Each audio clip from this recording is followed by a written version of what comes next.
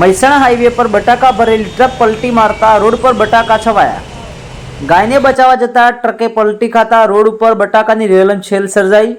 Ahmedabad Mehsana highway પર ધનાલી પાટિયા નજીકની ઘટના સામે આવી છે। હાઈવે પર અચાનક ગાય આવી જતા ગાયને બચાવવા જતા હાઈવા ટ્રકના ડ્રાઈવરે સ્ટીયરિંગ પરનો કાબુ ગુમાવ્યો।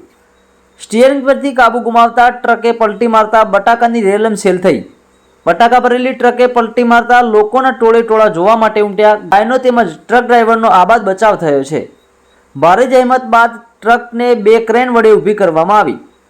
વધુ સમાચારોને અપડેટ્સ માટે જોતા રહો online TV news Suresh Thakor અને ફારૂક મેમણ સાથે। યુટ્યુબમાં સબસ્ક્રાઇબ કરો, ફેસબુકમાં ફોલો કરો અને ઇન્સ્ટાગ્રામમાં ફોલો કરવાનું ભૂલશો નહીં।